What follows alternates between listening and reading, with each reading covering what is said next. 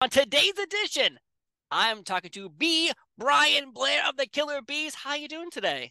Doing great, Steve. How are you, sir? Dude, I am doing great because I absolutely love the Killer Bees. And I previously spoke to Jumping Jim Brunzel, and now I have completed my feat, my quest. I'm interviewing both Killer Bees, and today is going to be an exciting day. Before we get into anything else, first question: where is the strangest place you've ever wrestled? Um, I would say a place called Kota Kinabalu on the island of Sabah off the Malaysian coast. Oh, Mhm. wow. So, what made it strange? Well, first, when you get to Sabah in 1993, I want to say, about half the island was pygmy headhunters, Oh, and it was cordoned off. There was big walls, and you couldn't go on that side of the island. And it was very, very strange. I mean, I actually have one of the weapons that they use. At that time, you could just about carry anything on your flights. And Jumpin' Jim and I were there. We were actually wrestling the Nasty Boys.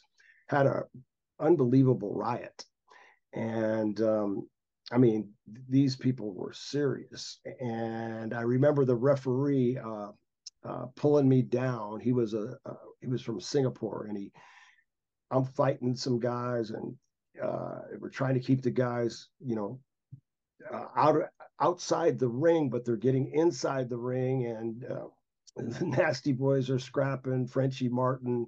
I mean, it was wild, and all of a sudden I feel somebody pull me backwards, and I thought, oh man, one of these guys got me. So I turned around and I elbowed him in the face, and all of a sudden I look and it's the referee, and his nose is broken and is bleeding all over, and he's cussing at me. That's oh gosh, he's also the promoter. So oh no! yes, yes. So anyway, that was a wild trip. Wild, Wow. wild trip. If you ever interview the Nasty Boys, Steve, you've got to ask him about that. I will. I've talked to Brian Knobs previously, but I did not ask him this particular question. So I guess one day he will share Matter of the fact, strangest place. just 1 second, I'll show you something here. Oh my. What are we going to see? Does he have Brian Knobs in a closet somewhere? oh my. What is it going to be? Look at that background, though.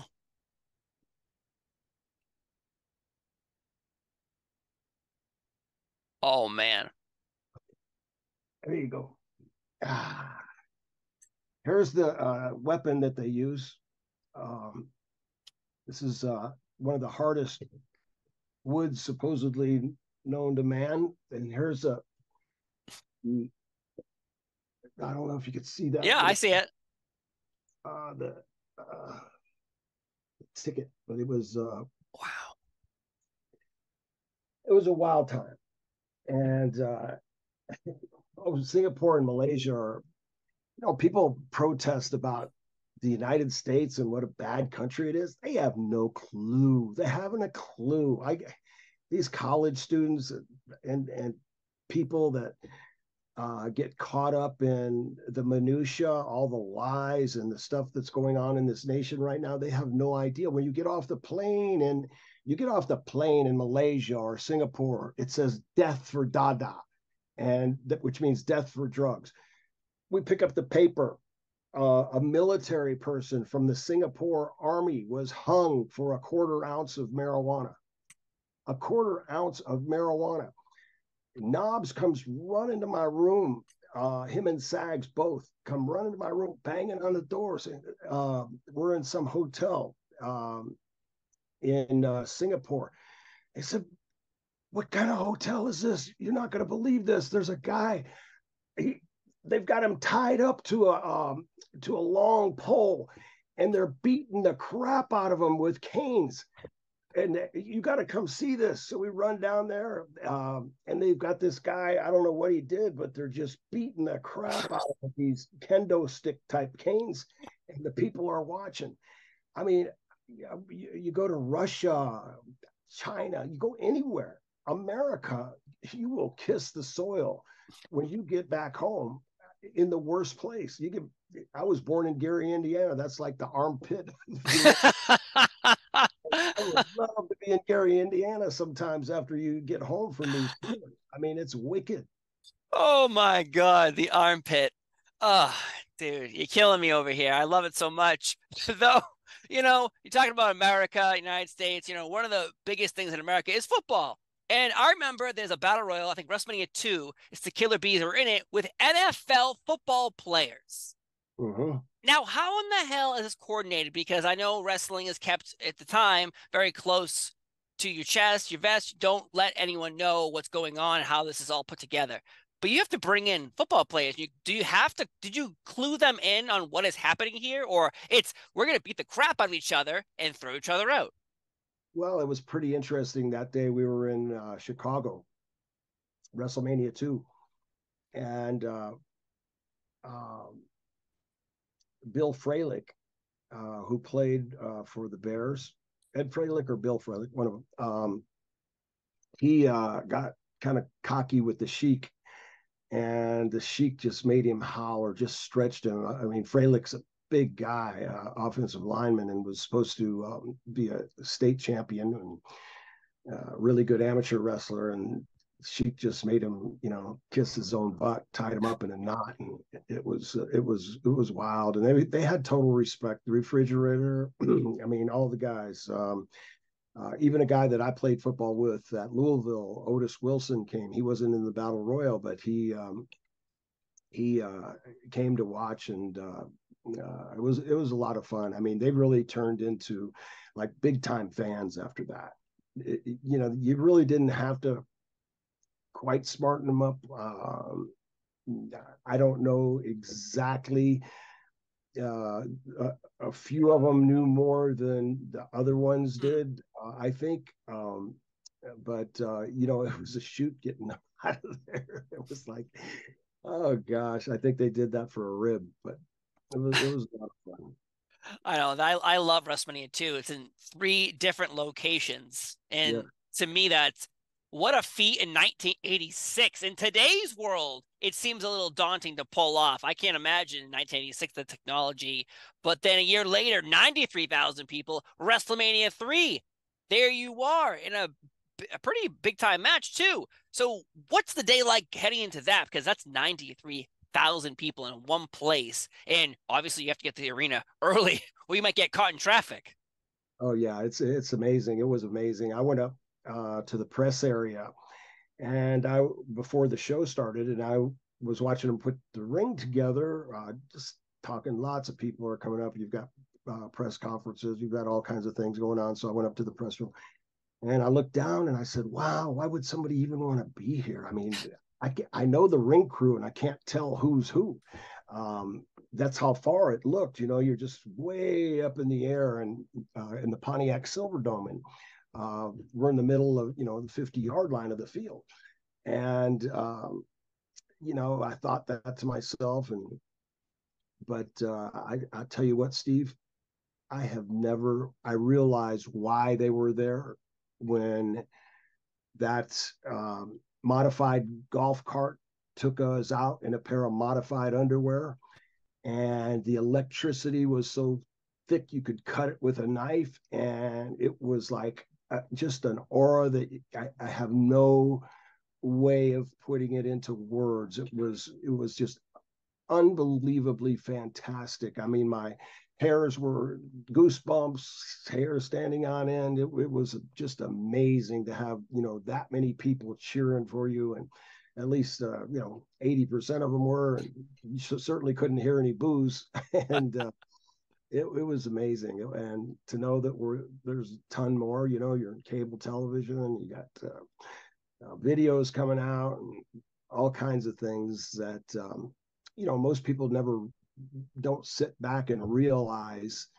People that have been in WrestleManias have been seen by more people than probably guys that played 10 years in the NFL. Yeah.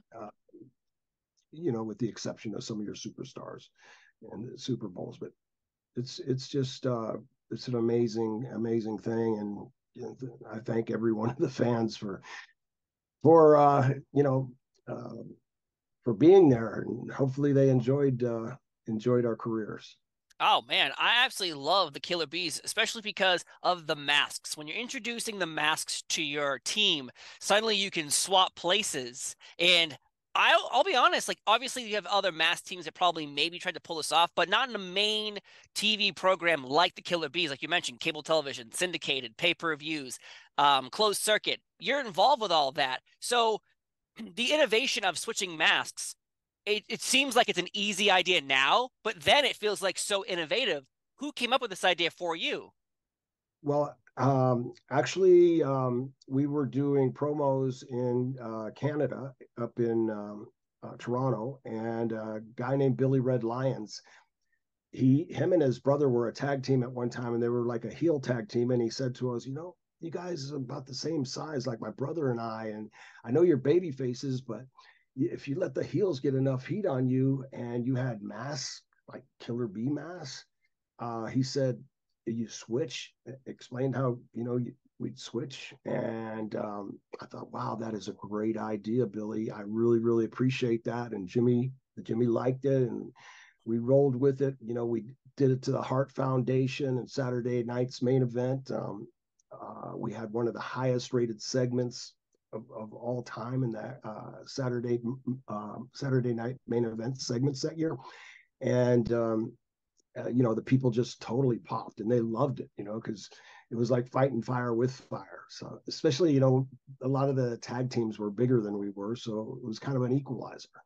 Right. And speaking of tag teams, though, I remember Survivor Series 1987 and 88. You're involved with it, but it's not like the traditional 5-on-5. It's 5-on-5 tag teams. So that's twice the amount of people in the match and surrounding the ring. How does this come to be? Because if you've ever watched this on Peacock, it's on right now, do you see a camera angle and the bodies are covering both two sides of the ring because of all the people? Like, how do you even construct a match like that?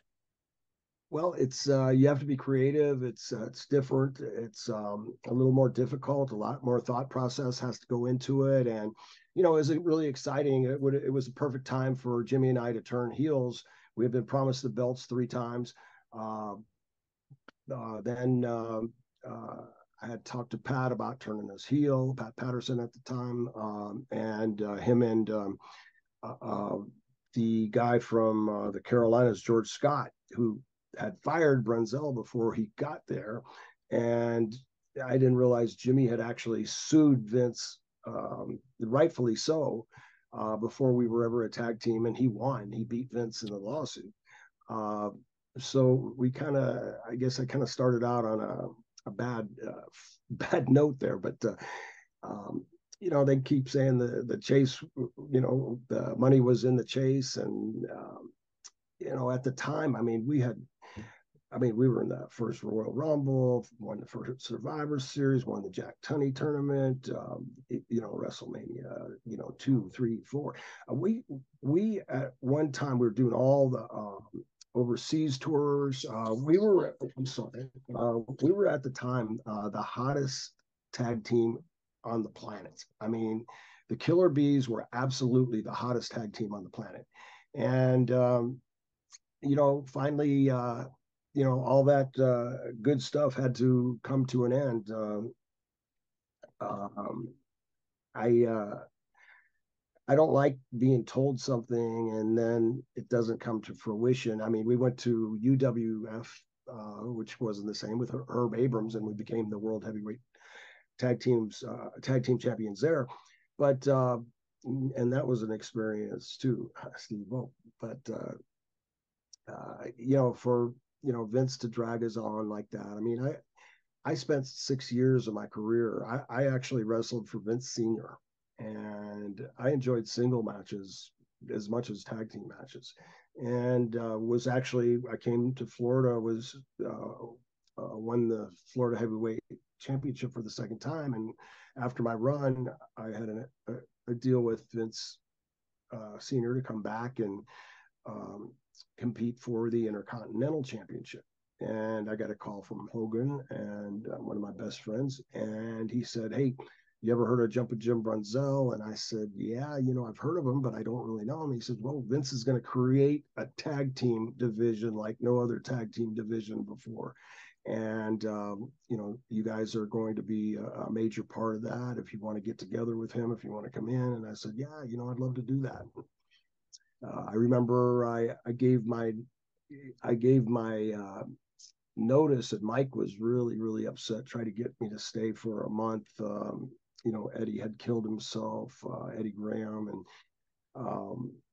kind of giving you a little background of how we got there. Yeah. And when I had a flat tire on the side of the road, like only maybe 8 days into my 2 weeks notice, and missed Fort Myers, and I was the main event against Ravishing Rick Rude, and according to Mike, there was as many people outside as there were inside, and I've really that's something that I don't think I'll ever get over.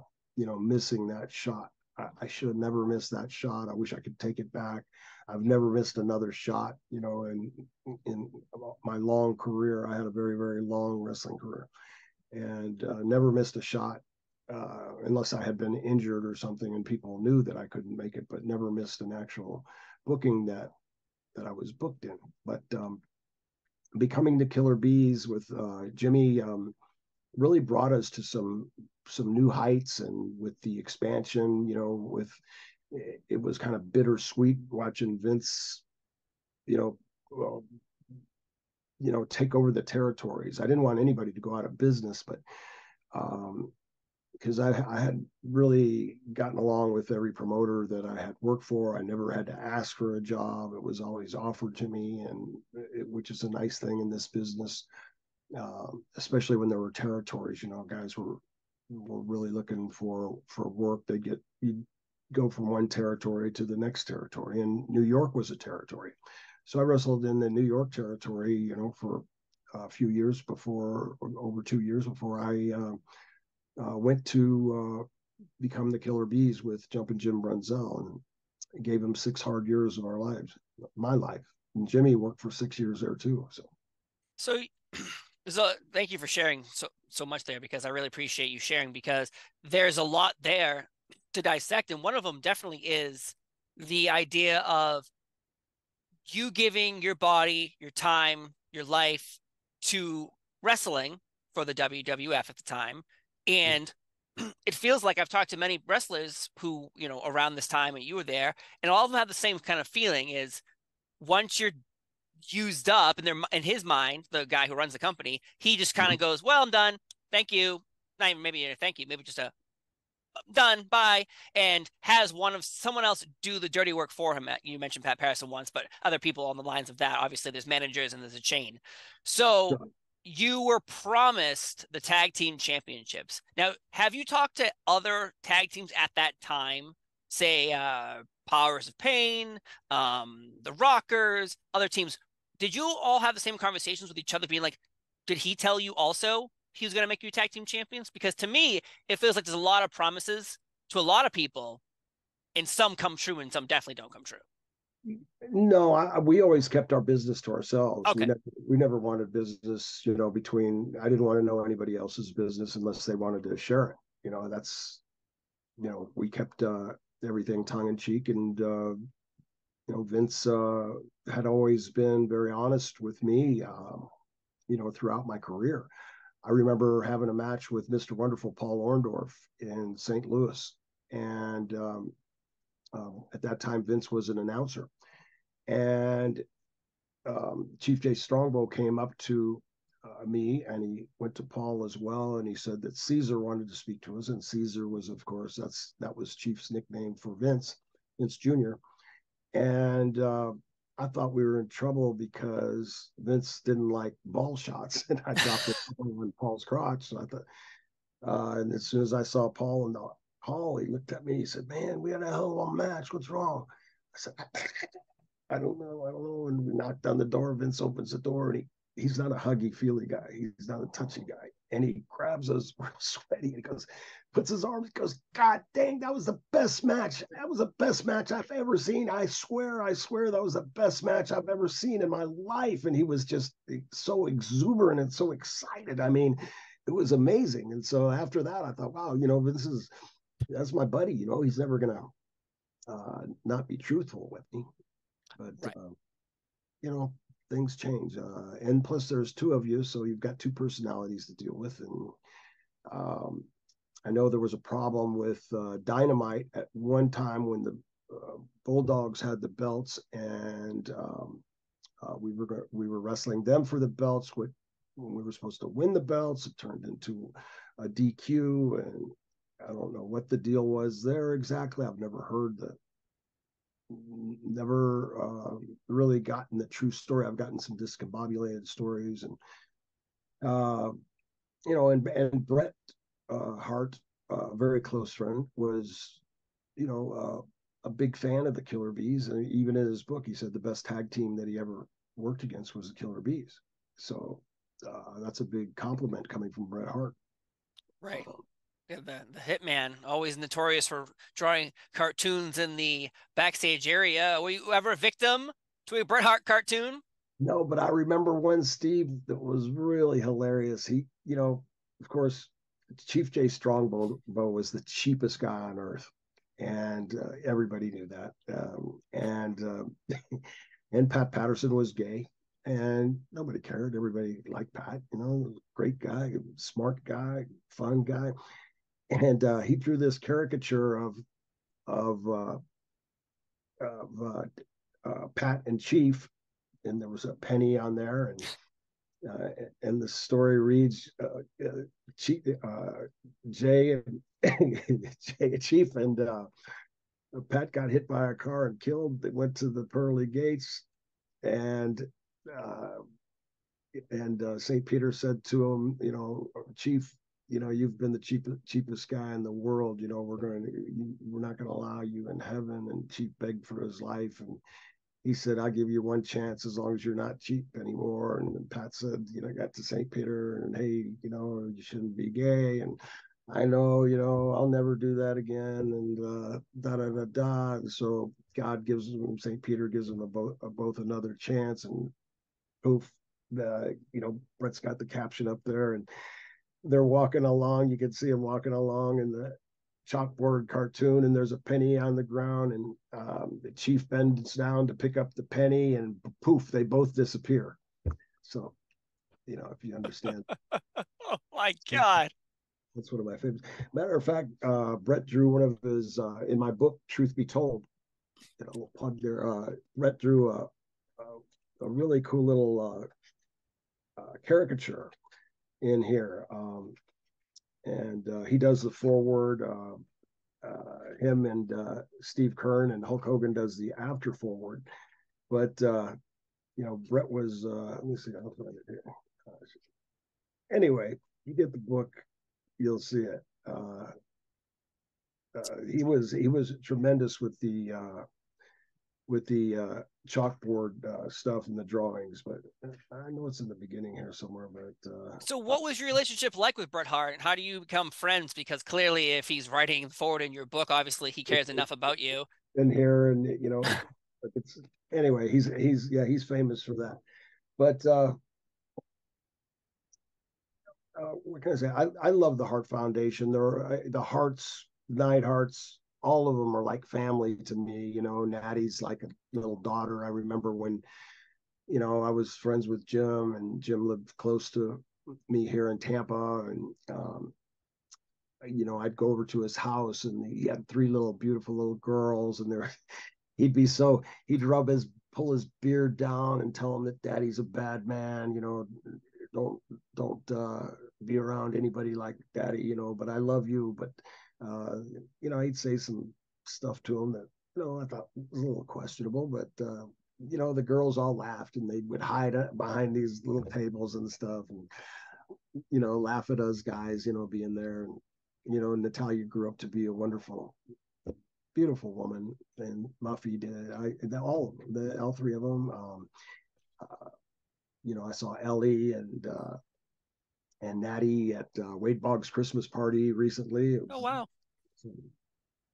That's a Christmas party right there. oh yeah, great, every year. I imagine a good time. And earlier when you talked a little bit about Hulk Hogan for a second, so he also wrote in your book. So how in where did this relationship of Hulk Hogan come from? Everyone has a Hulk Hogan story. So what is your Hulk Hogan story? Because was he a groomsman in your wedding? Yes, he was. He was one of my best men. My little brother Kevin, Mr. Wonderful Paul Orndorff, and Hulkster.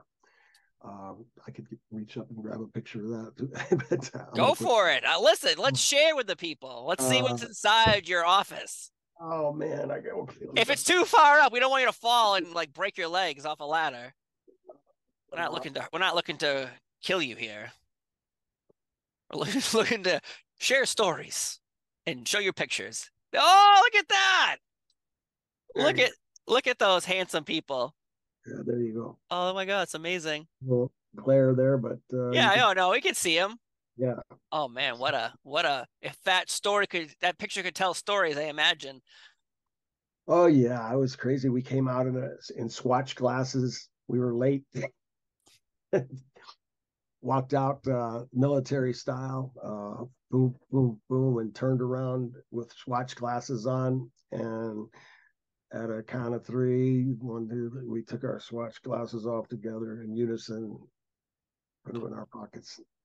Had to put on a little show for the wedding. Yeah, I was a videographer for weddings for 10 years. So I have seen all the sunglasses and the dance numbers and the juking and the jiving. So I trust me, I understand. A little sizzle on that wedding day, you have to have it. So where did you meet Hulk Hogan? Did you meet him in the WWF or somewhere else? No, Terry and I broke in together with Hiro Matsuda, but I met him before that. I actually met him at a bar um, called The Other Place, and he was playing in a band called Ruckus, and the guy was amazing. I mean, he just kind of made the band. He'd wear platform shoes that were 4 or 5 inches tall, and he's already like 6'7", and he's got tremendous suntan muscles, had his mama's jewelry on, and all freaked out playing the bass guitar. And so I was only 17 years old, but the drinking age was 18, but I had a fake ID and would get into the bars and met him there. Then we saw each other, started seeing each other at the wrestling matches in Tampa. Then I started actually breaking in with Matsuda in my senior year of high school.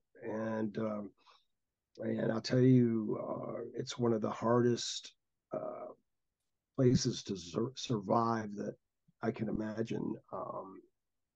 Probably in 3 summers, at least 100 people tried out. Some guys went and broke in other places. Danny Spivey, several guys. But and some of them left without their clothes, without anything, because they really want you to hurt them. Oh And my God. so Mr. Wonderful Paul Orndorff started first.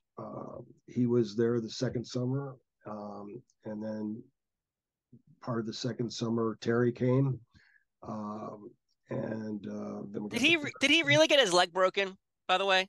Mhm. Yeah, Wow. he had he had already broken in the dungeon and started, and Florida was like treating him really crappy. Just put a mask on him and called him the Super Destroyer. Terry had his first match with me. I had already started about 6 weeks before him, and there's always ribs, but lots of jokes got pulled on us. But he went up to Pensacola and worked there for a while and quit the business and came back. And that's when he came back to Tampa, he talked to Hero, wanted to start back. And, I think Hero wound up, you know, uh, picking his ankle and broke Terry's ankle. Wow. You know, because you've heard that story so long, and now as someone who's actually at that school too to confirm these stories, because you don't know, I need another voice to tell me is this true or not. Yeah. Man, that is crazy. Someone who on TV didn't like Hulk Hogan, the Iron Sheik, and apparently he didn't like you either. What's the beef with Iron Sheik? I need to know. Cosgrove, God bless him. Steve, the only thing that, and what I've heard from Nikolai was she got mad at me because we used to mess around a lot and start, amateur wrestling. And we were in Hershey one time and he hooked me and, he was hurting me and I squeezed out of this front face lock and I chicken winged him and cross faced him. And he's a strong guy, but then I wound up double wrist locking him, and he started hitting. God dang! He started screaming, "Ah!" And Nikolai got up on the rope, going, "Ah, Shiki, you give up to Brian Blair. Ah, Shiki quit." And he's just was just on the Sheik constantly, and he apparently ribbed him on the way home, and just wouldn't get off of Sheik because Sheik thought nobody could outshoot him. So Well, there uh, you go. yeah, he had a big ego. Uh, good old, backstage antics. But some things backstage, Well, this should. was actually in the ring. Oh, it's actually in the ring. Oh my God! I thought Actually it was like in the I'm ring, in and front of it all those carried out, people. sold out Hershey, Pennsylvania. Yes. Oh no! I thought this was backstage. You guys just fooling around. No, no, no, no. I used to. It's like the audience can never tell. When you're doing stuff like that, they don't know if it's real, not real, if it's off script. If you do it right, they don't know. And it's like with Greg the Hammer Valentine. He'd always go, "Oh shoot, get it over with," because I'd do something to him amateur wise. I'd either fireman's carry him or suplex him, or do something right off the bat. Um, and Greg wasn't the best amateur wrestler, but it was just fun, because he was real stiff. So I'd try to get him before we even started because I knew I had a receipt.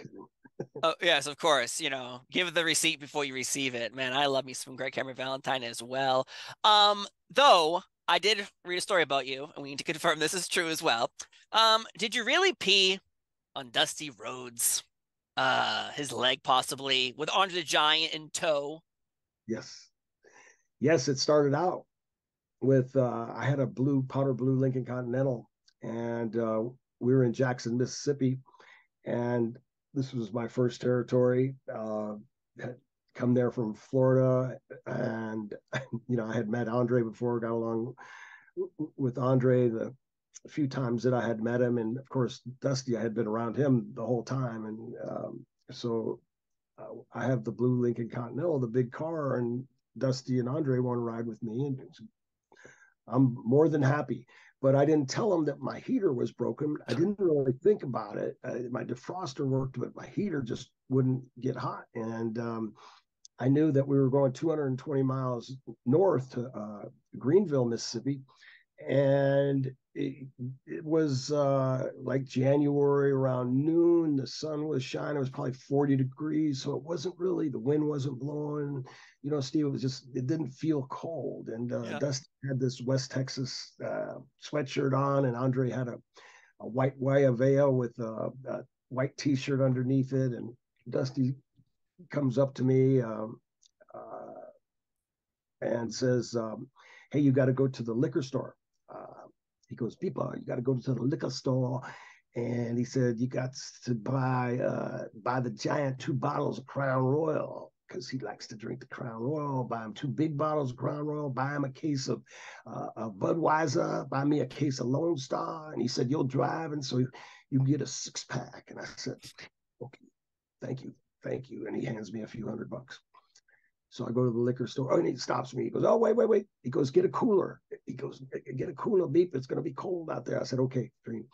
And so I go, and he comes down. He's got a McDonald's cup, a big McDonald's cup. And Andre, everybody gets in, all smiles. I'm just trying to listen and be happy at the same time and be the good chauffeur driver and excited about listening to what these guys had to say. So we're on our way up to the show in Greenville, and it's getting colder and colder. And I'm waiting for them to tell me to put the heater on. They don't tell me, and snow's coming down, and there's ice on the side of the road, and drinking's going on. I haven't touched anything. I got a whole 6-pack.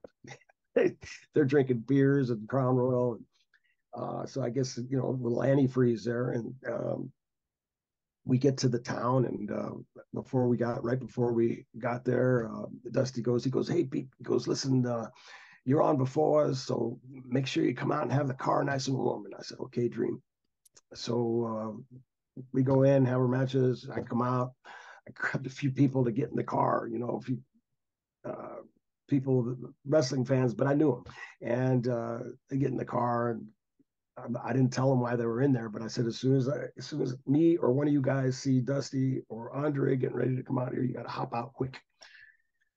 So the door cracks, and you can see the towels over the head. They pop out, and comes, I pop the trunk. They throw their gear in the back, sit in the seat, and they're laughing, and da da da da. I take off, and we're going along, and we had that cooler, and we had already peed in the cooler once, and I got to empty the cooler, and now we pee in the cooler again. We got the McDonald's cups. We get we're already maybe only like 40 miles from back to Jackson, and I remember Andre said something that was hilarious. It was just so funny, and he went forward like towards the dashboard, and nobody realized Dusty was peeing, and I guess he was dumping his cup in that styrofoam cooler. And when Andre went backwards, my seat broke, and my 72 Lincoln Continental and went backwards onto the Dream, because he was riding on the hump in the back, and it smashed the cooler. Pee all over it. And boy, man, god damn, people, you'll blackball. You'll never wrestle again. You just pissed on the American Dream. You got the two greatest superstars in the wrestling industry, and you piss on the American Dream. What kind of respect is that? You'll never wrestle again. And he just cut this promo on me, and he went on and on. Badly, I felt like, just terrible, terrible. And so a few days later, we're in New Orleans, and we had a day off because we were in the Superdome, and we're eating oysters and stuff at Felix's, and Andre wouldn't eat the oysters, but drinking lots of beer. And there's another bar across the street, and so we're going to go to that bar across the street. I had to pee again, so I said, I'm gonna go right here and pee, and the boss is going, hey, let's go. And there's this in New Orleans, there's like this chair with this female mannequin swinging in and out. So the boss wanted to go check that out, and so I figured I can hold it. We get there, and finally get to the place, open the doors, and you walk up these stairs, and there's like a landing platform, and then from the platform there's a blind set of stairs that you can't really see till you get to the platform. And my teeth are shattered, and I got to pee so bad, and there was a little palm tree there, and I figured I'll get to that platform and I'll pee on that palm tree, and if I can't. And we're walking up the stairs and get right before the top stair. Andre's in the lead, Dusty's right behind him, and I'm right behind Dusty. All of a sudden the lights go out, and I mean, it's completely black. You cannot see anything. You can't see your finger in front of your face. And I hear the Giant say, hold on to your poke. In other words, hold on to your wallet. He thought we were getting robbed or something. Dream's going, God damn, what's up? And we get to the landing platform, and we're kind of like holding each other, and I kind of turn, and I've got that feel the leaf of that palm tree, and so I peed in that palm tree, and we're standing there. It seemed like for another 5 seconds or so, 10 seconds, and the light pops on, and Dusty's going, hey, and all of a sudden he always tucked his jeans and his cowboy boots, and I thought I was peeing in a palm tree, but I was peeing in his boot on his leg, and it was going right down into his boot. and he's going, God damn, and the Giant just, oh, he's laughing so hard. I mean, I have never seen the Giant laugh so hard in my life. And Dusty cuts that same promo on me. Damn, people, not one time, not one time, two times you pissed on the American dream. You will never wrestle again. You're blackballed. You will never, he just went off on me. And it was just funny. He pulled his boot off and just peas coming out. I would believe, 3 cups of pee came out of his boot. It was hilarious. Oh my God. My God. Now that's now that's the story. Yeah. Wow. Yeah. I don't think many people in this world can say they peed on American Dream Dusty Rhodes, but I don't think anybody can say they did it twice in the same week. Yeah, really, really in the same week. I mean, that's crazy. So, it was a lot of fun. And, of course, I never got blackballed. And Dusty tells the story. He, in his book, he says Andre peed on him, but that's not true. Oh It man. sounds better if Andre peed on you than Brian Blair, but it'd be Brian Blair. But anyway, it was hilarious. That was one of the Giants' favorite stories for a long time. I, I love that story. It's well deserves to be told over and over and over again. Oh my God, man. I'd like to play a little name association with you though. I'll say a wrestler, and you just kind of give me maybe a short story or how you feel about them. The British Bulldog. Um, Excellent, great tag team. Yeah. Love them. I mean, what do you want? A one word? What name Give me a association? little story. Well, you think Oh, because like obviously you worked British with them Bulldogs. I before. think of Matilda. I think of the Ribs. I think of the Rougeau brothers fights. The the What was British. you brought the fight? What was that feeling backstage when that fight broke out between Jacques Rougeau and Dynamite Kid? Because obviously that is one of the most famous wrestling stories ever told. And so, what are you being told about that situation? Because that was crazy.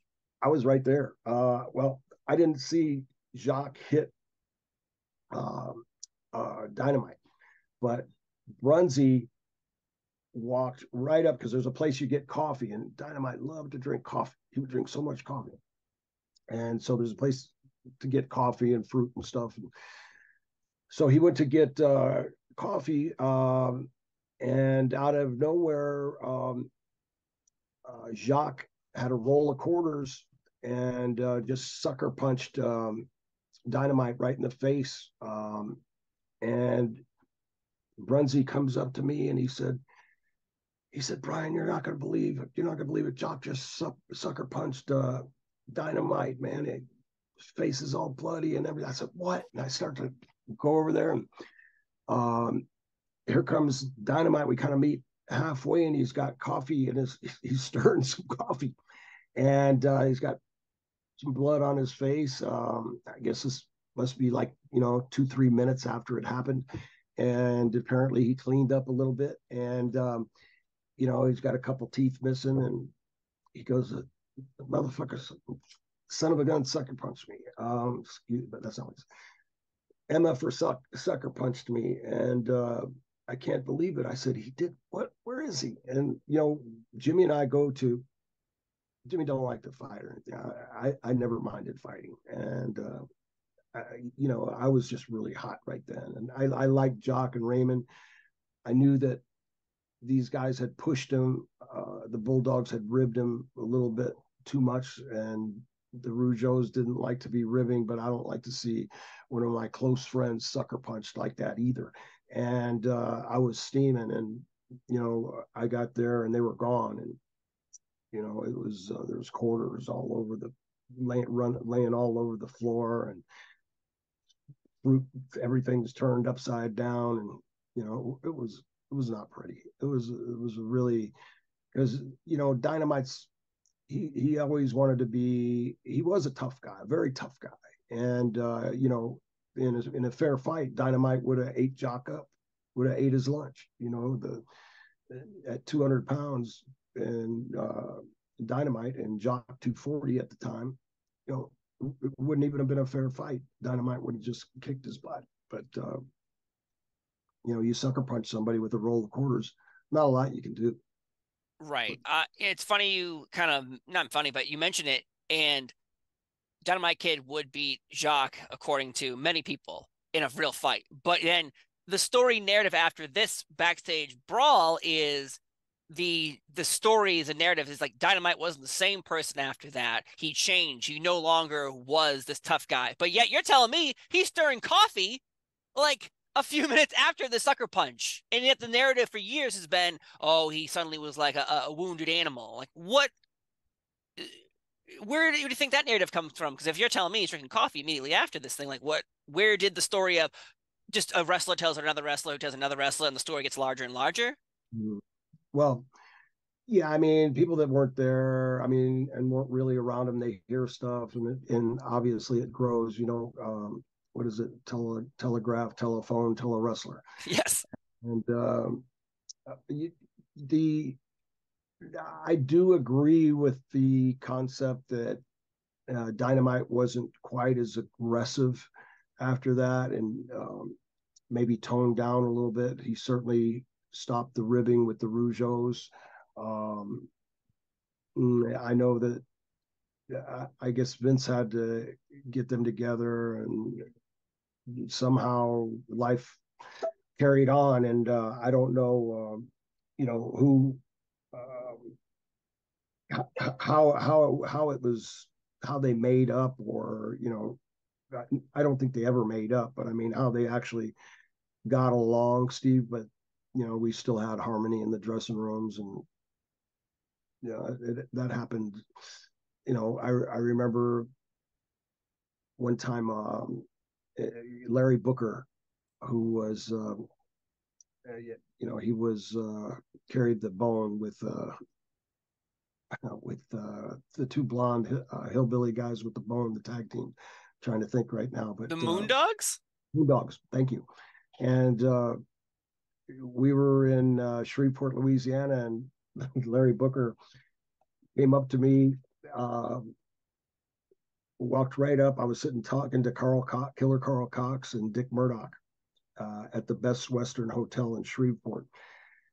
And Larry Booker goes, "I heard you were a shooter." And I said, I don't know. I can wrestle a little bit. He goes, "Well, I just want to tell you something." He goes, "Nobody can outshoot the book." And I said, "Well, that's good. I'll be sure not to mess with you, Larry." And he just kept on and kept on and kept on and kept on until finally he spit on me. And when he did, he should have never done that.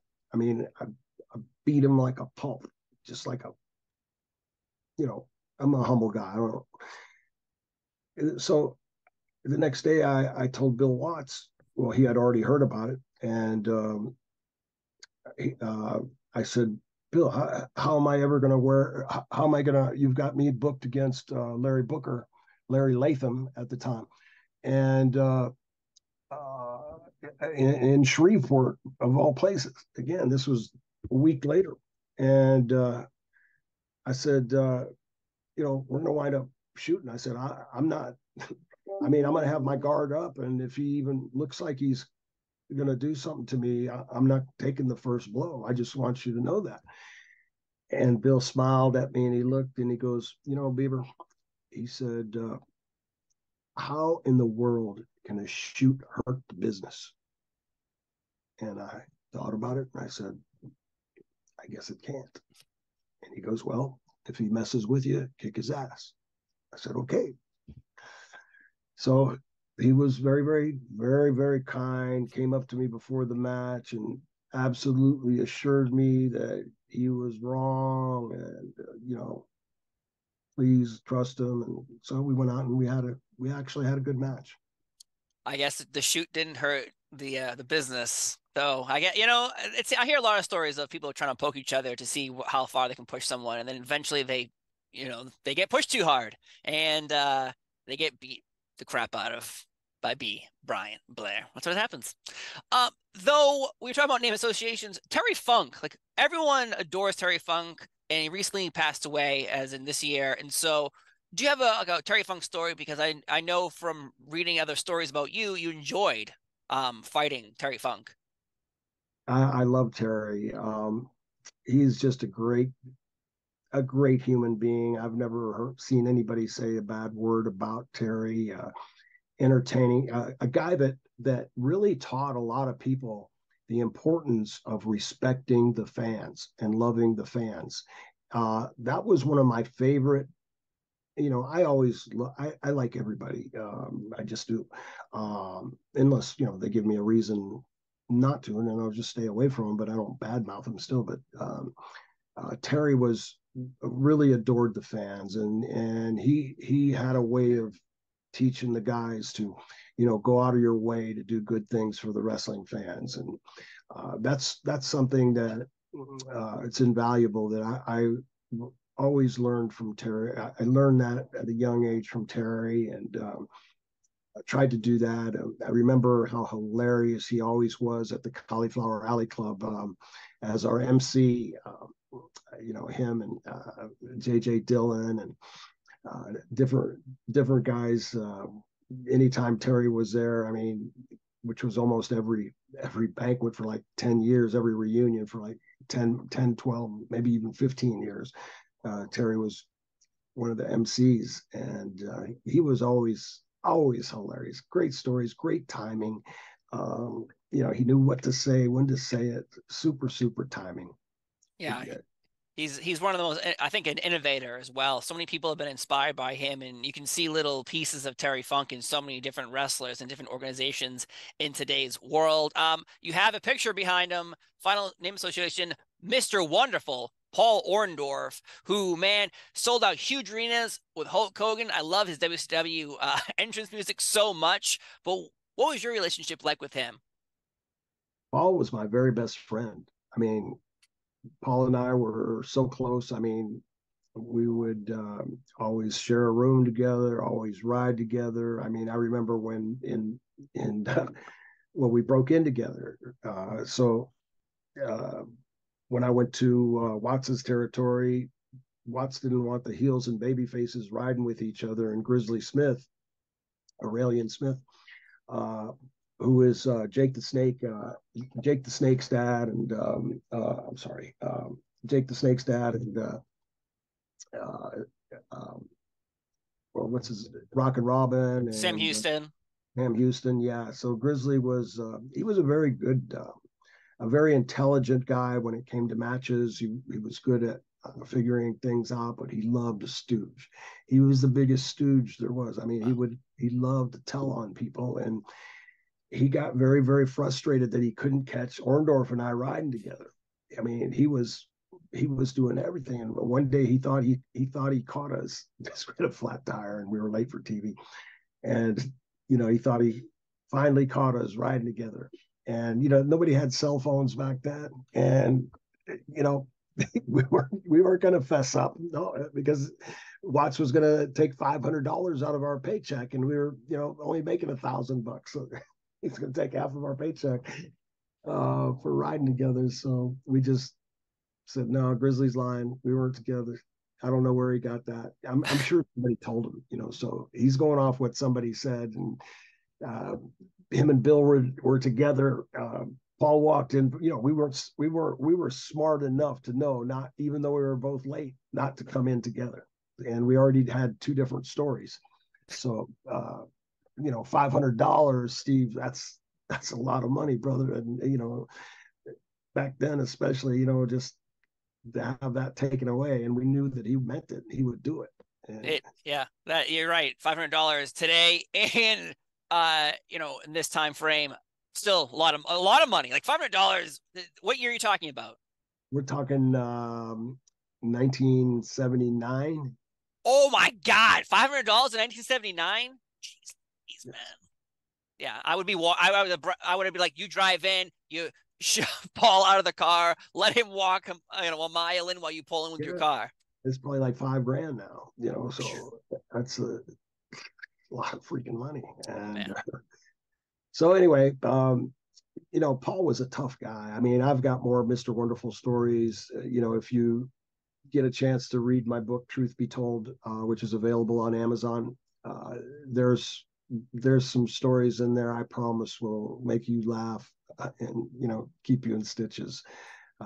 I One story that I never told in that book. I mean, after you write a book, you think of 100 more stories, and I had like 1,000 pages. And my author, Ian Douglas, my co-author, I had to condense this down and get it down to, he wanted like 400 pages. I think it wound up being like 450 pages.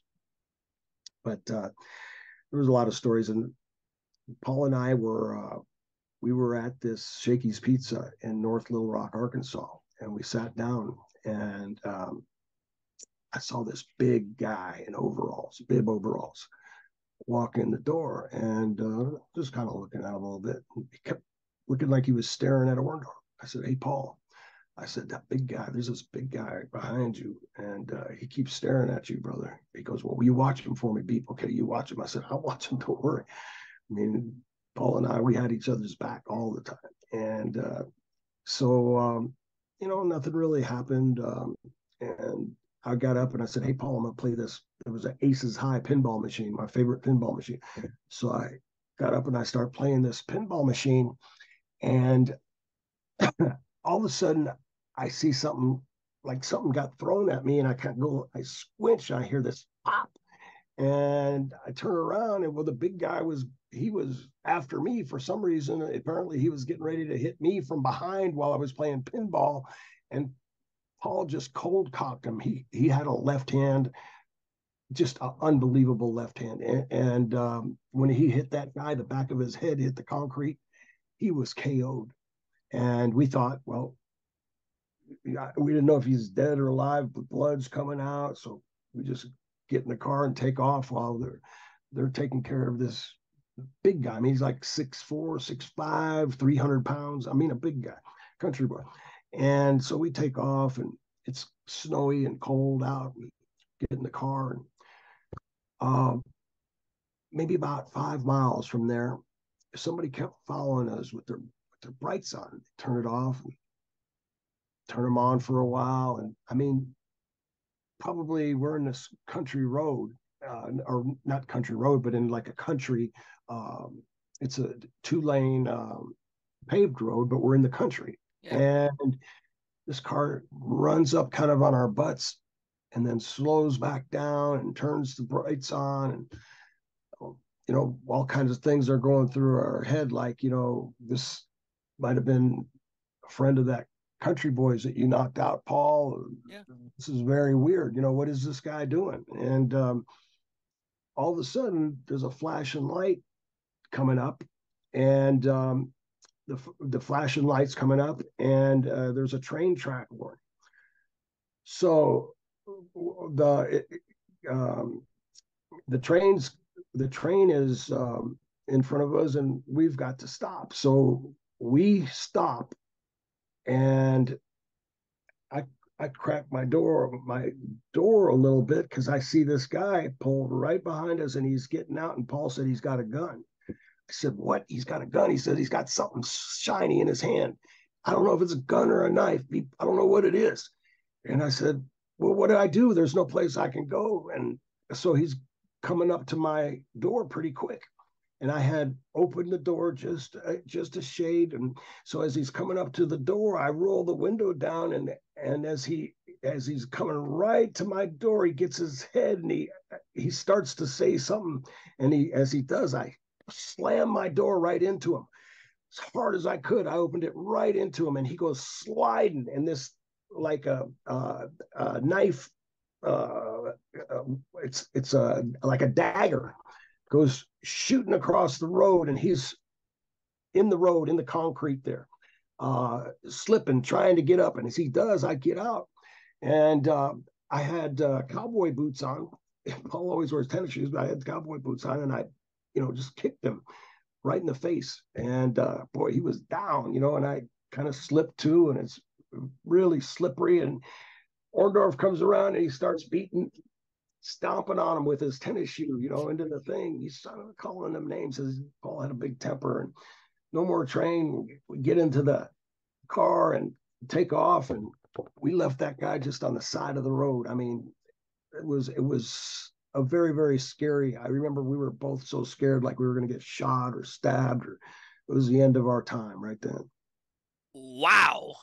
And if you want more stories like that, then you need to buy Truth Be Told, your book, which again you can buy on Amazon and so many other places. Oh my God, what a story! We should end there because I don't think we're gonna top that